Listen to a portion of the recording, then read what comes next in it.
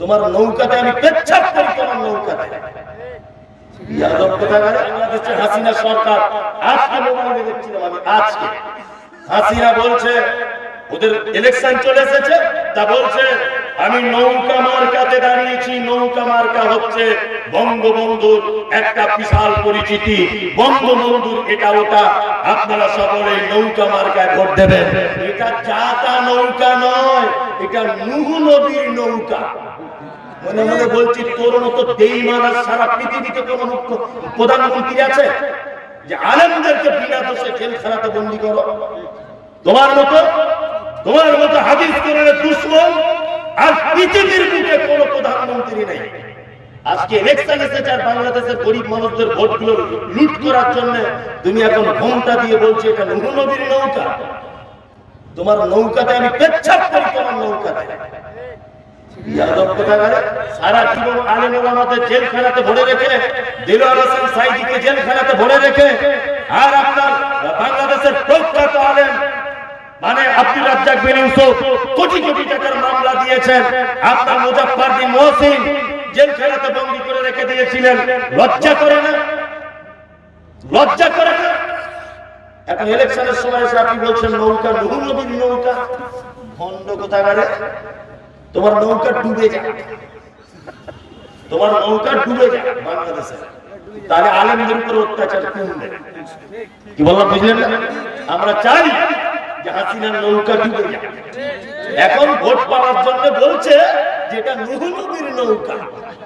ভণ্ড কি আর গাছে ধরে? যত ভণ্ডামি কি বললাম বুঝলেন না? যত ভালো স্বপ্ন খারাপ স্বপ্ন সব বাংলাদেশের দেখে।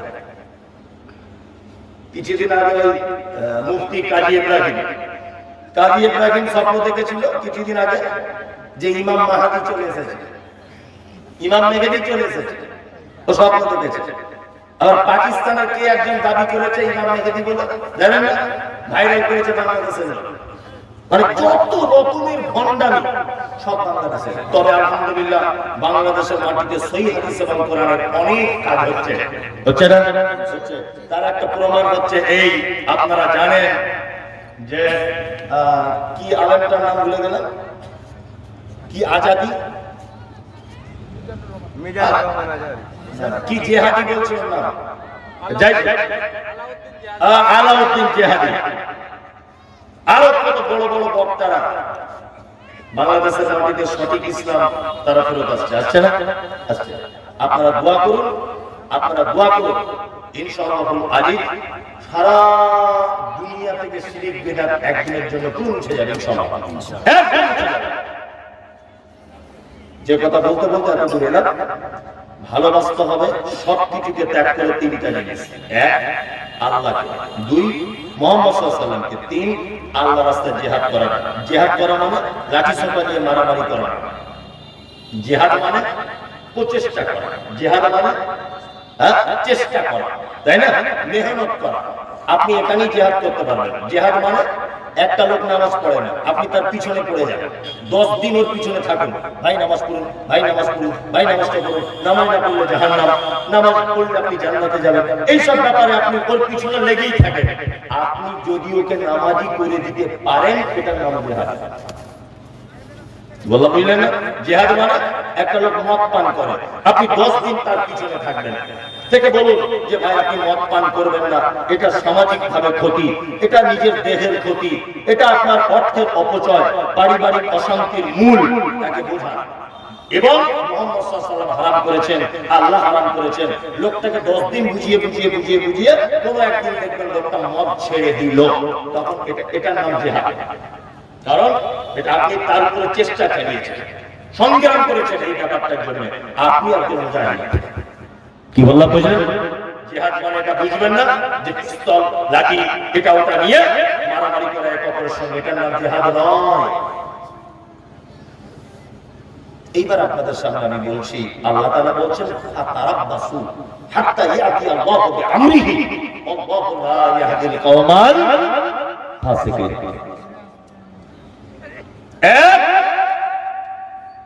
এক নম্বরে হচ্ছে এই আল্লাহ তাআলা বলছে তিনটে জিনিসকে যদি ভালোবাসতে না পারো ফাতারাব্বাসু, তোমরা অপেক্ষা করো হাত্তা ইয়াতি আল্লাহু বিআমরিহি, আমার হুকুমের জন্য, মানে আমার আযাব আসবে তোমাদের উপরে, এই হুকুমটা হওয়া পর্যন্ত তোমরা অপেক্ষা করো। আল্লাহর আযাব চলে আসলে আর বেঁচে থাকার কোনো উপায় আছে? আছে নাই। এইবার আপনাদের সামনে আমি বলবো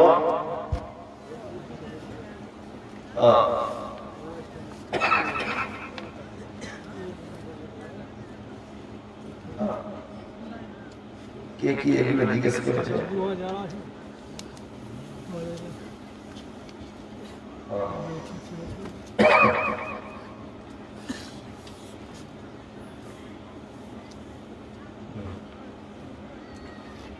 আচ্ছা, আপনারা যদি মনে আছেন বলবেন, উত্তরগুলো দেবেন, ঠিক আছে?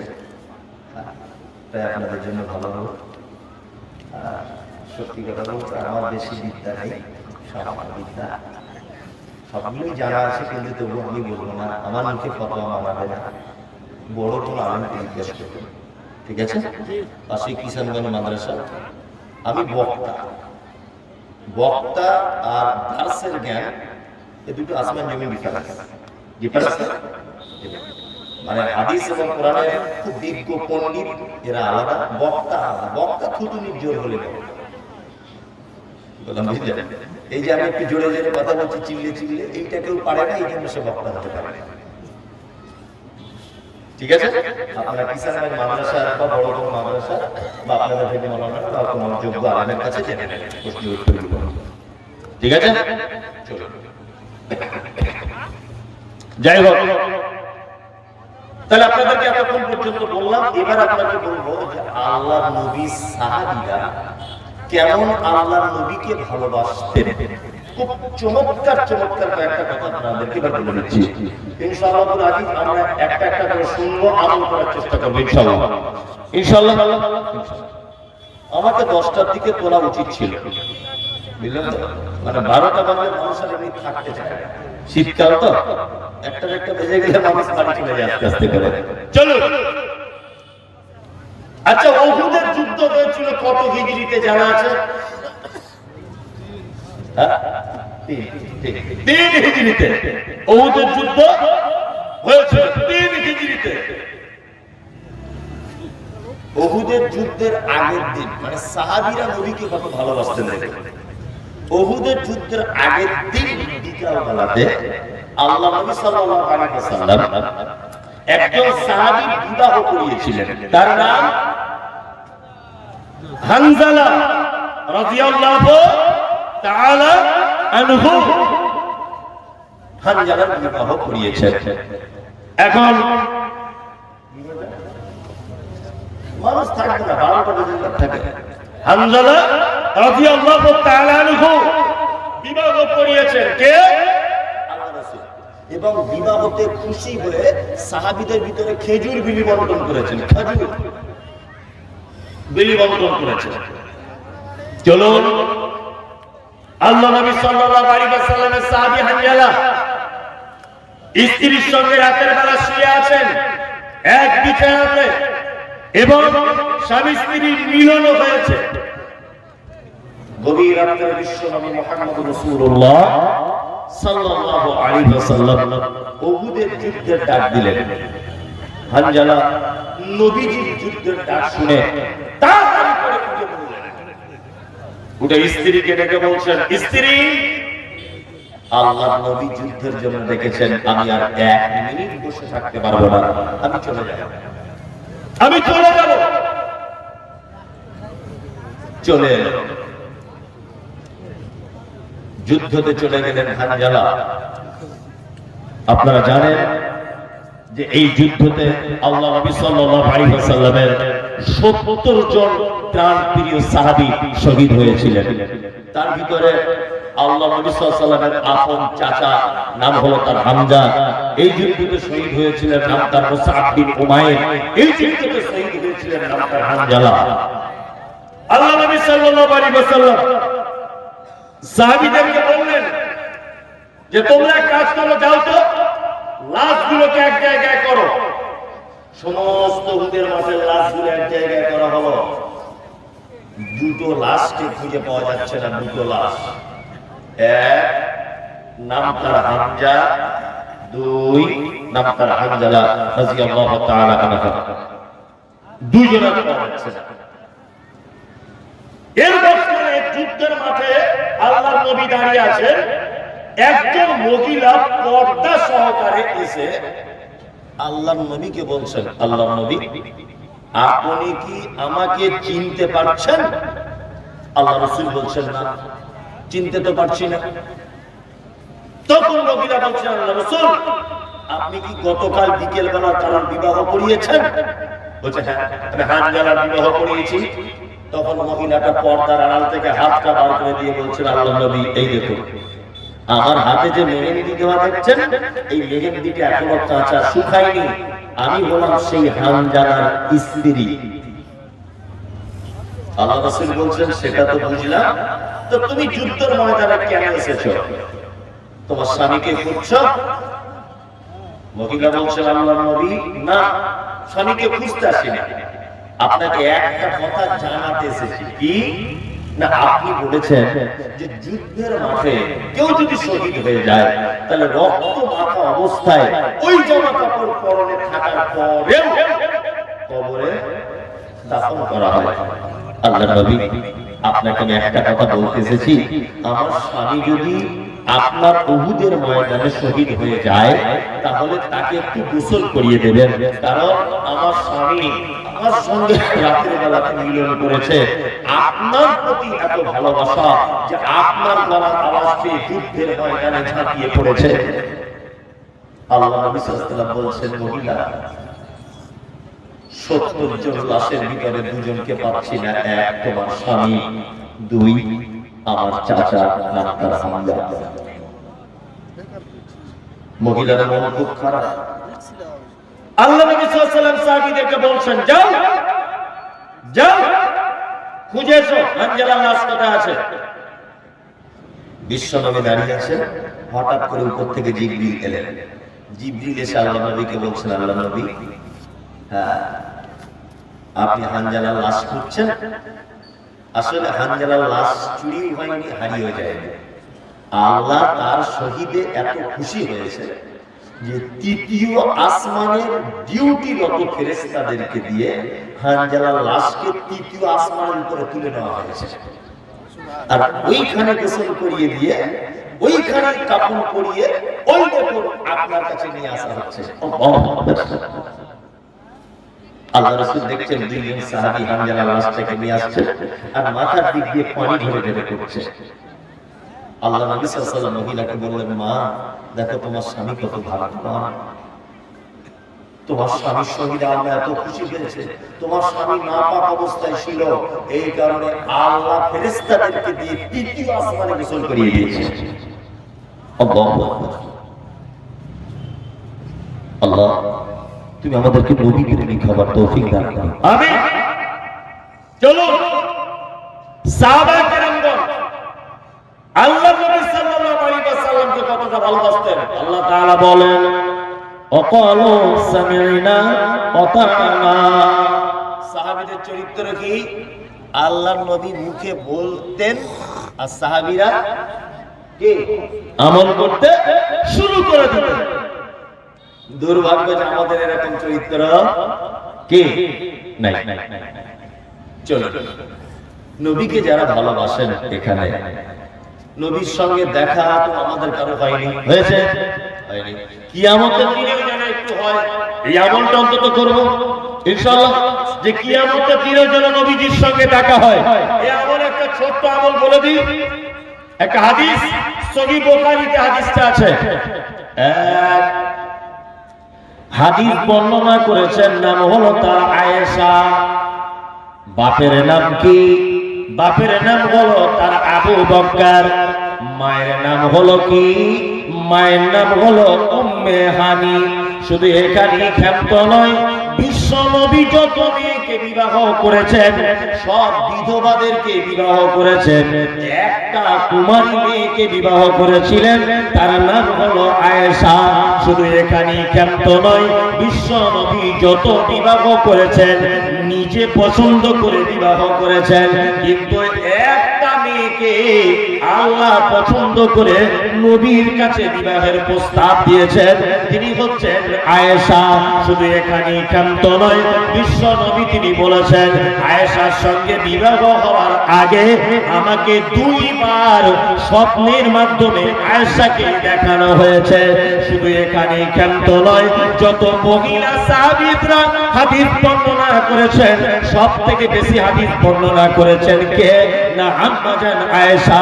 শুধু এখানেই ক্ষান্ত নয়, আয়েশাকে হাদিসের পরিভাষাতে বলা হয় মুহাদ্দিসা। শুধু এখানেই ক্ষান্ত নয়, আল্লাহর নবী অন্যান্য কোন বিবির নাম আদর করে ডাকতেন না, কিন্তু আয়েশাকে আদর করে ডাকতেন হুমায়রা বলে। হুমায়রা মানে হলো লাল বর্ণের পরিষ্কার। শুধু এখানেই ক্ষান্ত নয়, সারা পৃথিবীতে যত নবী এসেছে, যত রাসূল এসেছে, কোন নবী এবং রাসূলের স্ত্রীদেরকে আল্লাহ সালাম দেয়নি। একজন নারীকে আল্লাহ সালাম দিয়েছিলেন, তার নাম হলো খাদিজা।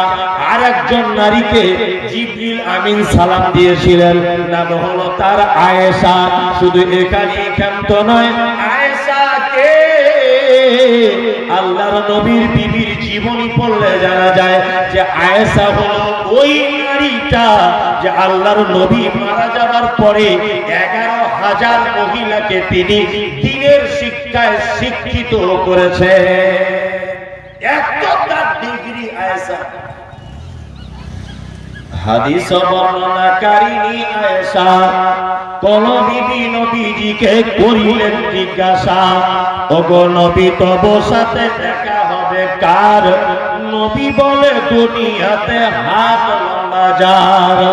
মা আয়েশা বলে এ কথা যখন শুনিলাম কানেতে, কাটো খবরে হাতে লাগিলাম মাপিতে। দেখিলাম বিবি সাদা হাত লম্বা বলি, আমার মুখেতে রক্ত পড়ে গেল কালি। হাত লম্বা রক্ত পরে পারিলাম বুঝিতে, দান ধন যারা করে এই দুনিয়াতে। তারপরে জয়নাব এসে নবীজিকে কয়, কেন জয়নাব আল্লাহ রাস্তায় বেশি করে ক্ষয়? এ গ্রামের মানুষ শুনুন হাদিসটি বুখারীর। জয়নাবে আনন্দ আর আয়েশার মুখ ভারী। আম্মা জান আয়েশা বলছেন, ইয়া রাসূলুল্লাহ, কিয়ামতের দিনে লক্ষ কোটি মানুষ যেদিন এক জায়গায় হবে, আপনার সাথে প্রথমে দেখা হবে কার? নবী বলছেন আয়েশা, যার হাত লম্বা তার সাথে দেখা হবে। আল্লাহ নবী সাল্লাল্লাহু আলাইহি ওয়াসাল্লাম, আল্লাহ নবী সাল্লাল্লাহু আলাইহি ওয়াসাল্লামের বিবি চাদর ঘুরিয়ে দেন, লোক চলে গেছে, থাকবে না, চাদর ঘুরিয়ে দেন। কি হয়েছে? থাকবে চাদর মাদ্রাসাটা আপনারা দেন, আর আপনার মাদ্রাসা দেওয়া উচিত। কেন বলছি? মাদ্রাসার নতুন বিল্ডিং হচ্ছে, একদম কাঁচা বিল্ডিং তৈরি হচ্ছে, তাই না? অবশ্যই হয়তো আজকে যারা দিয়েছেন সব সময় দিতেই থাকতে হবে। মহিলারা আপনারা অনেক আছে, আপনাদের কাছে অনুরোধ মা যে আপনারা কিছু মাদ্রাসাকে দেন। কি বললাম বুঝলেন? আল্লাহ নবী সাল্লাল্লাহু আলাইহি ওয়াসাল্লামের হাদিস থেকে এটা প্রমাণ হয়। বিশ্ব নবী বলছেন, যারা দানের ব্যাপারে হাত লম্বা করে দেয়, আমি নবী কিয়ামতের দিনে তার সাথে সর্বপ্রথম দেখা করব। এটা চারটিখানি বড় কথা নয়। তার মানে নবীর সঙ্গে দেখা করার মতো একটা সবথেকে বড় সুযোগ যে দান করলে মুহাম্মদ সাল্লাল্লাহু আলাইহি ওয়াসাল্লামের সঙ্গে দেখা হওয়া সম্ভব। আল্লাহ নবী সাল্লাল্লাহু আলাইহি ওয়াসাল্লাম তিনি বলেন, লা ইউমিনু আহাদুকুম হাত্তা কুনা হাব্বা ইলাইহি মিন ওয়ালিদিহি ওয়া ওয়ালাদিহি ওয়ান নাস আজমাইন। একটা লোক ঈমানের পরিপূর্ণতা লাভ ততদিন পর্যন্ত, ততক্ষণ পর্যন্ত করতে পারবে না যতক্ষণ না পর্যন্ত তার বেটা বেটি, যতক্ষণ না পর্যন্ত তার সম্পদ, যতক্ষণ না পর্যন্ত তার বাপ মা, পৃথিবীর সমস্ত কিছু থেকে আমাকে ভালোবাসতে না পারবে, ততক্ষণ পর্যন্ত তার ঈমান পরিপূর্ণ হবে না।